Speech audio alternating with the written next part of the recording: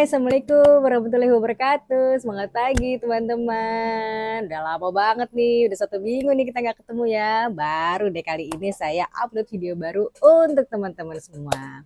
Kali ini di Nurina Tok Tok, Nurina akan Tok Tok alias bicara-bicara mengenai soft skill. Seru. Soft skill yang gimana sih yang mau kita bahas kali ini ya? Gini teman-teman. Jadi kalau misalnya teman-teman sekarang ada di lingkungan pekerjaan gitu kan, pernah nggak sih ngerasa bahwa aduh kok bos aku apa lebih sering menunjuk si Anu si dia ini nih teman saya ini untuk meeting sama klien, untuk ngerjain tugas-tugas yang yang dibutuhkan. Kenapa selalu dia sih? Kenapa nggak saya gitu? Kenapa nggak ngajak saya atau menyuruh saya atau menugaskan saya gitu kan? Kita sama-sama kerja di sini. Kenapa dia terus gitu? Nah, pernah nggak sih teman-teman kepikiran kayak gitu?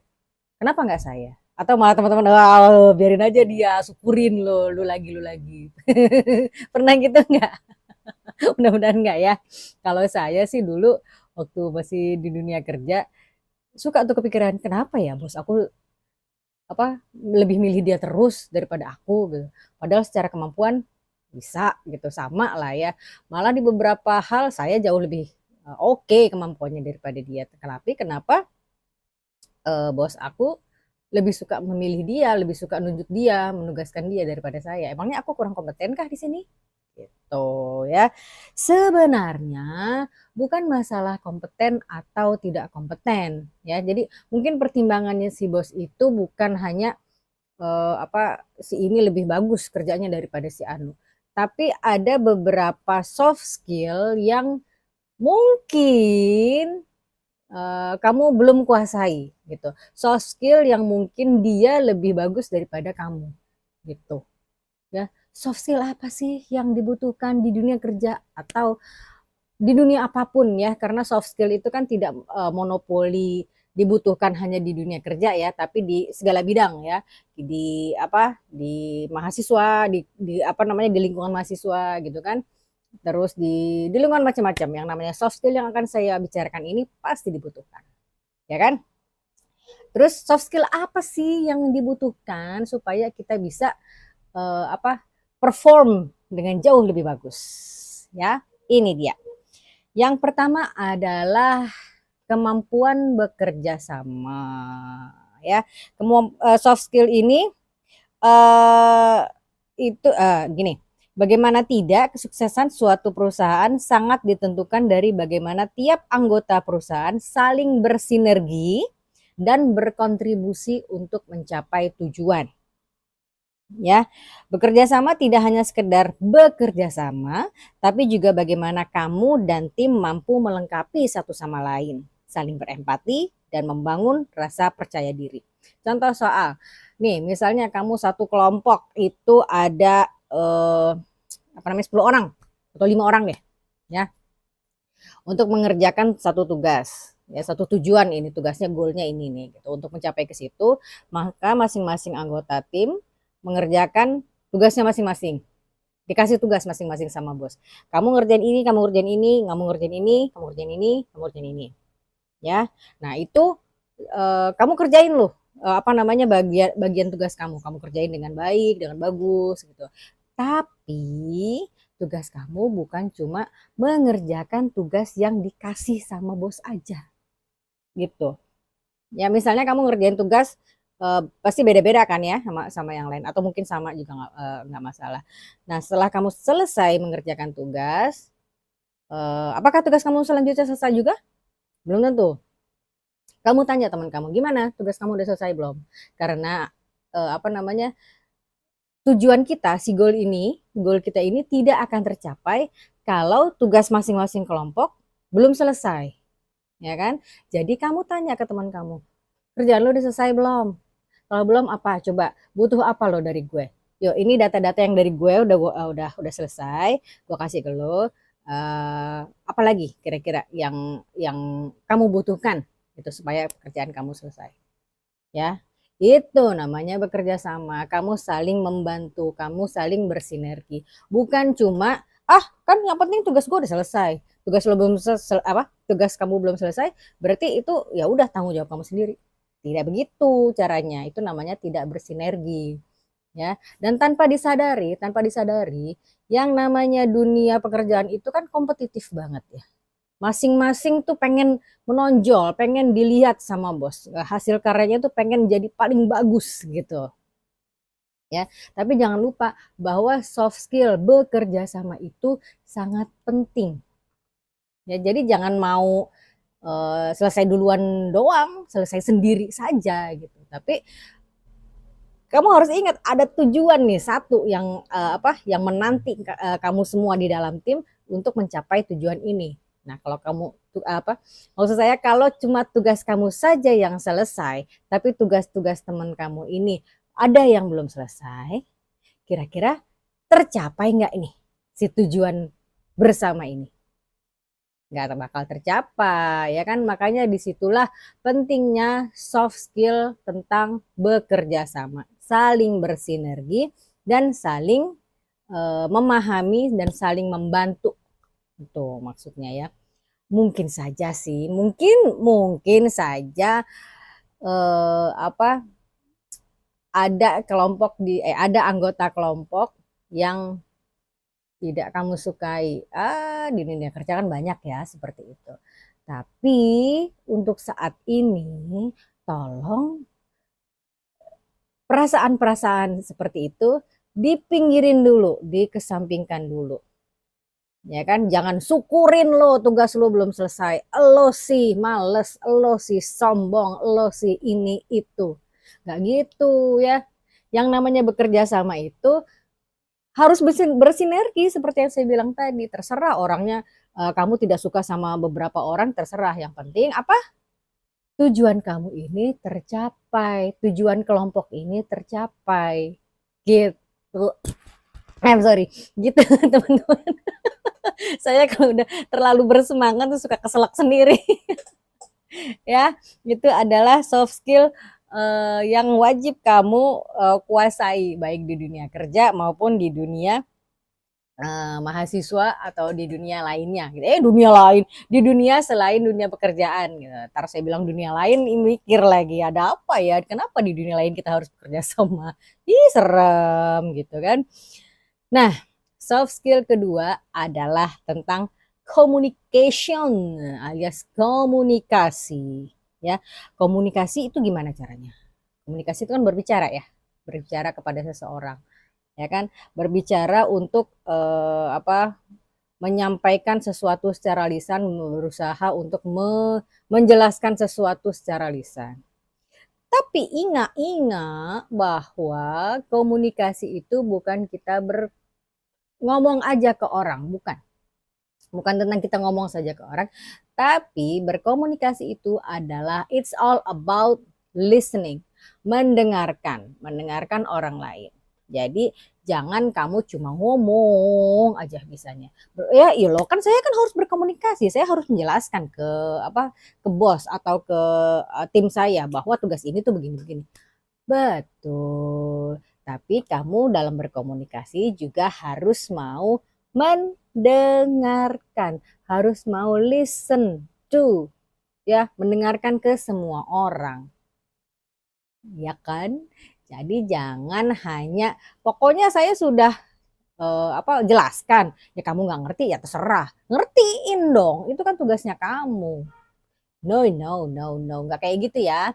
Yang namanya komunikasi itu ada timbal balik, ada take and give. Nggak bisa kita give terus ngasih tugas terus, nggak gitu juga. Tapi kita juga harus take, kita harus mendengarkan. Kira-kira ini orang udah paham belum ya? Kamu udah paham belum? Tanya gitu kan ke orang itu. Kamu udah paham belum tugas ini? Kalau udah, kira-kira ada kesulitan nggak? Ya kan? Ini kemampuan mendengarkan ini agak tricky sih ya teman-teman. Bisa aja kita menyangka bahwa lawan bicara kita sudah paham, tapi ternyata dia di depan kita iya aja, walaupun dia nggak ngerti. Nah, ini nih agak tricky sedikit. Jadi kamu harus make sure, kamu harus memastikan bahwa semua anggota kelompok itu apa namanya sudah paham. Kamu tanya satu-satu, menurut kamu tugas kamu ini lebih enak kalau misalnya dikerjainnya seperti apa gitu. Kamu butuh waktu berapa lama untuk mengerjakan tugas seperti ini. Jangan langsung bilang pokoknya besok pagi saya harus uh, lihat apa namanya tugas kamu di meja saya. Gak gitu. Sementara mungkin dia sedang ada kesulitan, mungkin dia lagi sakit, mungkin dia lagi apalah segala macam. Nah, disitulah apa namanya disitulah pentingnya kamu bisa mendengarkan, berkomunikasi dengan mendengarkan. Ya, oke. Jadi jangan cuma ngomong-ngomong saja, tapi kamu juga harus dengar-dengar, kamu harus mendengarkan bagaimana rasanya orang itu, bagaimana apa namanya kesulitan-kesulitan orang yang kamu sedang ajak bicara. Oke. Terus yang ketiga adalah berpikir kritis, berpikir kritis. Jadi kamu jangan cuma apa namanya terima aja, jangan cuma terima aja tugas dari bos atau tugas dari yang lain. Tapi kamu harus berpikir kritis. Oh kalau begitu untuk apa ngerjain tugas ini, berarti saya harus begini-begini ya bos. Nah itu ya. Kamu ngomong aja gitu, berpikir kritis gitu. Terus gimana? Berpikir kritis itu bisa dilatih nggak sih? Sangat bisa dilatih, saudara-saudara. Berpikir kritis itu bisa dilatih dengan dua hal, yaitu membaca, you have to read a lot ya, dengan membaca dan melakukan diskusi. Ya, say. Tadi itu yang kedua, apa soft skill yang tadi yang kedua yang sudah saya bicarakan itu komunikasi, diskusi ya, tanya jawab, jangan ngomong melulu tapi dengarkan. Ya, itu bisa meningkatkan soft skill kamu yang lainnya yaitu berpikir kritis. Ya kan?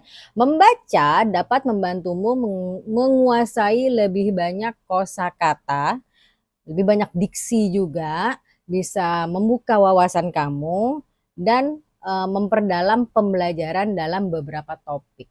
Jadi jangan suka males membaca karena membaca itu jendela dunia. Ya kan? Dari membaca kamu bisa tahu ilmu-ilmu yang nggak ada di dalam otak kamu gitu ya. Ilmu-ilmu yang di luar sana yang mungkin baru untuk kamu dan pastinya lebih menyenangkan untuk kamu. Ya, jangan males membaca, ya kan? Nah, terus kalau diskusi gimana? Ya, karena dengan berdiskusi, kamu akan mendapatkan pemikiran atau sudut pandang baru. Nah, ini penting banget nih. Yang mungkin lebih luas dari sudut pandangmu. Ya dong, ya kan? Tidak perlu mendiskusikan hal-hal yang terlalu berat. Kamu bisa sekadar membahas isu-isu hangat di sekitarmu. Nah, ini bisa dipakai buat latihan nih teman-teman ya. Latihan untuk diskusi. Misalnya, ya banyak sih ya diskusi. Tapi ini ya, kamu mendiskusikan hal-hal di luar sana yang kamu harus memastikan bahwa topik diskusi itu bukan gosip. Ya, jangan. Don't gossiping. Jangan menggosip, jangan bergibah di dunia kerja ya, jangan banget. Tapi apa namanya? Apalagi sampai berdebat tentang gosip seseorang, wah nggak boleh. Ya, pilih aja topik-topik yang di luar kamu semua dan udah diskusikan aja di situ. Gitu di situ kamu bisa berlatih aduh gimana sih ini? Bisa berlatih diskusi, bisa berlatih berpikir kritis. Ya kan? Oke, itu adalah soft skill ketiga. Yang keempat, soft skill keempat yang harus kamu kuasai adalah kreatif dan inovatif. Kreatif dan inovatif ini berawal dari rasa penasaran. Bener gak sih? Bener dong, ya kan? Nih, menurut satu studi di Amerika, nih ya, menurut survei, sekitar 2000 manajer di seluruh dunia, bayangkan ini, menemukan kalau mereka menilai rasa penasaran pada karyawan adalah sifat yang penting dan dicari. Nah, rasa penasaran Kamu harus selalu gimana ya, otaknya harus selalu, kok bisa sih begitu? Kok bisa sih gini? Loh, kenapa itu jadi nggak bisa? Loh, kenapa ini jadi begini? Nah, gitu ya. Rasa penasaran itu yang paling penting dan paling dicari katanya. Ya, kata si survei ini. Ya kan? Mereka juga menilai bahwa karyawan yang memiliki rasa penasaran tinggi akan meningkat kinerjanya, ya kan? Efisien dalam bekerja, jadi jauh lebih produktif, lebih memiliki solusi dan pemikiran yang kreatif, lebih mampu berkolaborasi dan bekerja sama dalam tim, dan apa outputnya adalah mereka menjadi lebih puas dengan hasil kerja mereka, gitu ya. Itu dia rasa penasaran. Nggak apa-apa kalau bahasa Indonesia, bukan bahasa Indonesia, kalau bahasa gaulnya di sana adalah kepo. Untuk beberapa topik kepo itu nggak boleh ya, tapi untuk di dunia kerja kepo itu harus. Kamu harus memiliki rasa penasaran terhadap yang tugas-tugas yang kamu kerjakan atau goal-goal yang diberikan sama bos kamu. Ya, jadi jangan mau terima jadi aja. Kamu harus begini ya, oke bos, saya kerja ini selesai bos. Nah, nggak gitu. Tapi kamu harus harus punya rasa penasaran.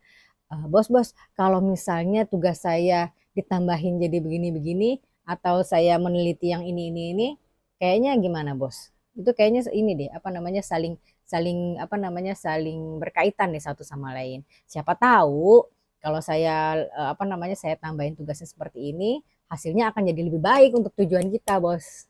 Nah, itu ya. Kamu harus tetap punya rasa penasaran, rasa kepo-kepoan. Ya kan? Nah, terus kenapa kamu harus punya rasa penasaran? Karena kamu pada akhirnya kamu akan otak kamu akan dipaksa untuk mencari solusi. Ya kan?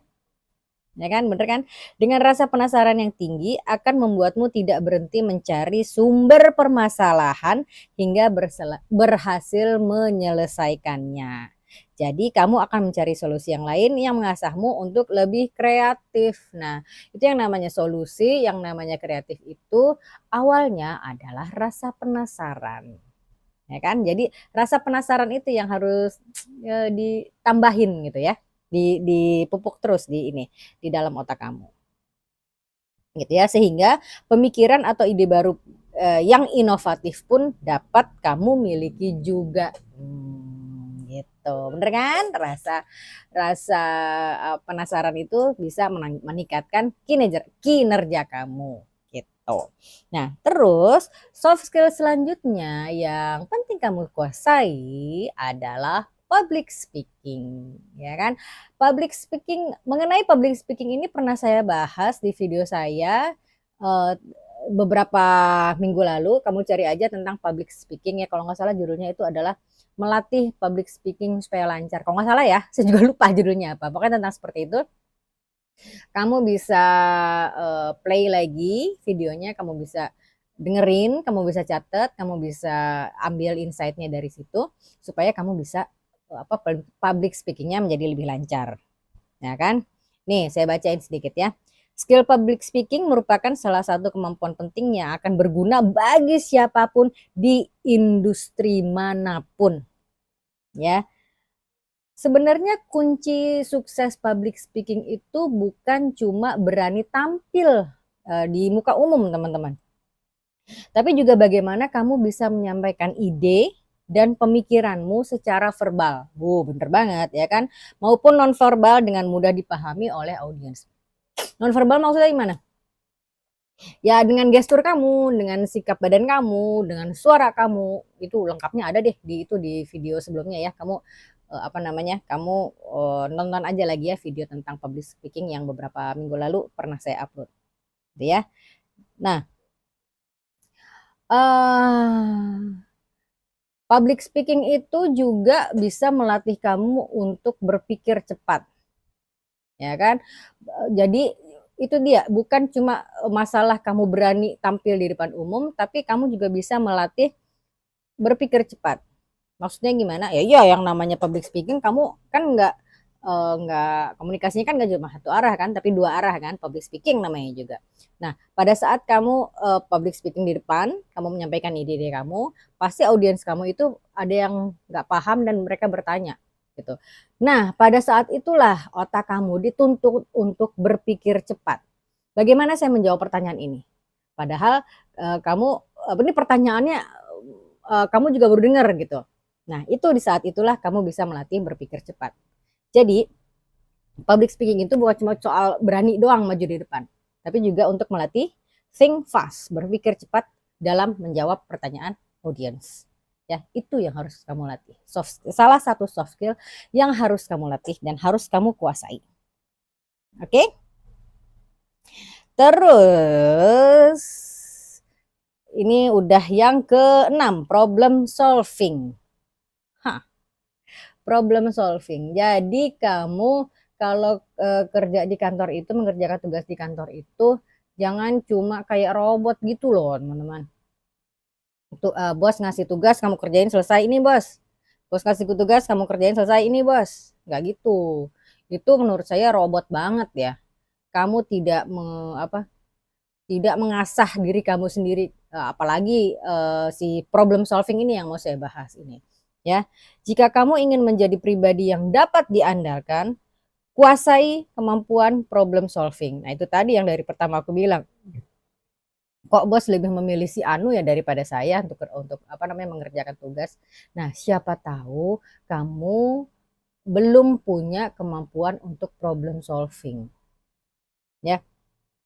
Seseorang yang memiliki soft skill problem solving akan mampu menghadapi tantangan yang tidak terduga.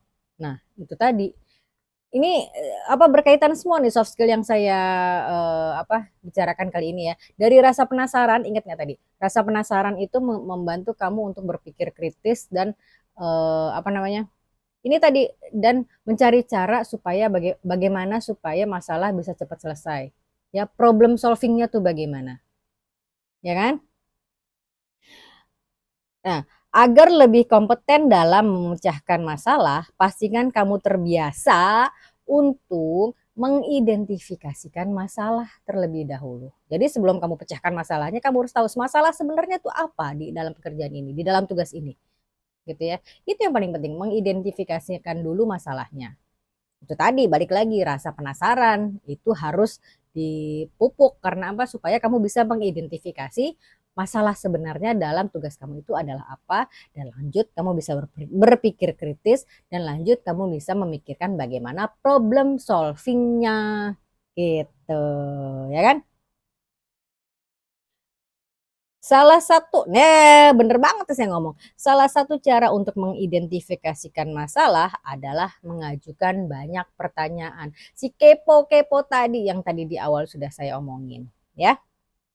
Nah, setelah mengidentifikasikan masalah, cobalah untuk brainstorming untuk menemukan ide-ide baru. Jadi gimana nih menurut teman-teman? Menurut si Anu gimana nih? Menurut kamu nih gimana? Kita menyelesaikan tugas ini bagaimana? Kalau menurut kamu bagaimana? Terus kalau menurut kamu bagaimana dari segi yang lain? Dari segi finansialnya misalnya, atau dari segi yang lainnya bagaimana menurut kamu? Ya, saat melakukan brainstorming, penting bagi kamu untuk mengkritisi setiap ide yang muncul, karena tidak setiap ide itu harus dijadikan sebuah solusi. Nah, jadi dari brainstorming itu kamu iniin kamu olah lagi bagaimana kira-kira solusinya apa, problem solving dari masalah ini apa. Karena nggak semua pendapat yang dari teman-teman kamu itu bisa dipakai untuk problem solving, ya kan? Nah, setelah itu langkah selanjutnya apa kalau udah kita bisa melakukan problem solving? Langkah selanjutnya adalah lakukan evaluasi. Ya, yang perlu dievaluasi adalah seberapa besar pengaruh ide yang diberikan untuk penuntasan masalah tersebut. Ya, jadi bukan ide siapa yang bisa dijadikan problem solving. Bukan dari ide siapa, tapi seberapa besar ide itu bisa diberikan untuk penuntasan masalah. ya. Itu soft skill seperti ini memang perlu banget perlu banget diasah, perlu banget dilatih teman-teman ya. Nggak boleh ragu ya di bagaimana mengasahnya ya, mengasahnya adalah di dunia pekerjaan kamu, di setiap tugas yang diberikan oleh bos kamu berlatih soft skill seperti itu ya. Yang terakhir adalah, bentar dulu, waduh, soft skill yang terakhir adalah intellectual humility atau kerendah hatian. Mungkin kamu selama ini selalu merasa benar, ya kan? Tapi coba deh buka hati ya dan pahami bahwa kamu selalu punya ruang untuk kesalahan. Jadi, kesalahan itu tidak mutlak dilakukan oleh teman-teman kamu saja, tapi kamu juga bisa melakukan kesalahan, ya kan? Sehingga kamu akan tergerak terus untuk belajar dan memperbaiki diri. Jadi kalau ada yang salah, teman-teman kamu melakukan kesalahan, jangan main tunjuk. Ini pernah terjadi loh di dunia pekerjaan saya. Oh, agak kesel sih waktu itu ya. Waktu itu kalau nggak salah saya anak baru di kantor itu ya. Terus udah gitu dikasih tugas. Ya namanya anak baru pasti kan tidak sesuai, bukan tidak sesuai, belum paham gitu culture-nya di sana dalam mengerjakan tugas itu seperti apa. Menurut saya sudah mengerjakan tugas dengan baik. Tapi ternyata tidak apa namanya belum belum cukup gitu. Ya namanya juga anak baru gitu ya. Nah, terus bos saya tuh nanya, gimana udah selesai apa belum Nurina dan si teman saya ini gitu disebutin namanya. Ah udah Pak.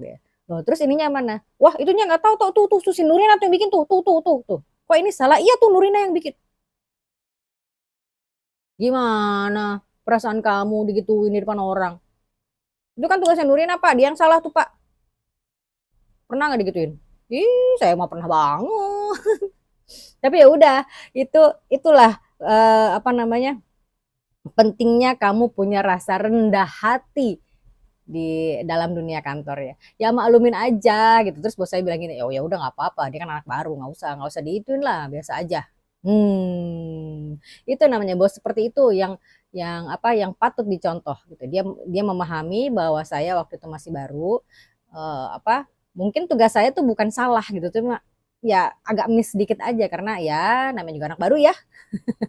Pasti belum belum paham beberapa pakem-pakem yang ada di kantor itu, ya kan? Cobalah nih ya, cobalah untuk dengarkan juga bahwa saran atau masukan dari orang lain itu penting untuk kebaikan diri kamu juga gitu. Jadi jangan merasa diri kamu selalu benar ya. Jangan merasa bahwa kesalahan itu hanyalah milik orang lain dan bukan milik saya. Nggak bisa begitu saudara-saudara gitu kan. Karena terkadang orang lain lebih mengetahui apa yang perlu kamu perbaiki dan kamu tingkatkan. Emang sih ya, ngelihat masalah orang lain tuh atau menyalahkan orang lain itu paling gampang daripada menyalahkan diri kita sendiri. Nah, nggak boleh kayak gitu di dunia kerja, di dunia manapun itu nggak boleh kayak gitu ya, teman-teman. Oke, bagaimana? Itu tadi adalah 7 soft skill yang sudah saya bahas yang insya Allah bisa membantu kamu untuk lebih perform di dunia pekerjaan ya.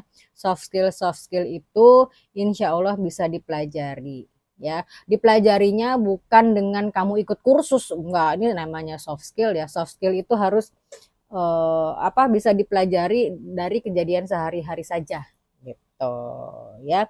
Mudah-mudahan setelah mendengarkan video saya kali ini teman-teman jadi lebih banyak insight-nya di kepala untuk melakukan usaha perbaikan diri ya kan, karena yang namanya soft skill itu memang penting banget ya, dan itu hanya bisa dipelajari oleh orang-orang yang paham bahwa oh ya saya butuh soft skill ini gitu kira-kira ya. Oke, teman-teman, terima kasih sudah menyaksikan video saya kali ini. Kalau misalnya teman-teman punya punya ide atau punya saran, saya harus membahas apa gitu, nggak apa-apa, boleh tulis aja di komen di bawah. Terus udah gitu, insya Allah saya akan riset dan saya akan upload videonya untuk teman-teman sekalian. ya. Mudah-mudahan konten saya hari ini bermanfaat. Kita ketemu lagi ya nanti 1 minggu lagi insya Allah di Nurina Tok Tok berikutnya. Oke, terima kasih sudah menyaksikan Nurina Tok Tok. Assalamualaikum warahmatullahi wabarakatuh. Thank you for watching Nurina Tok Tok.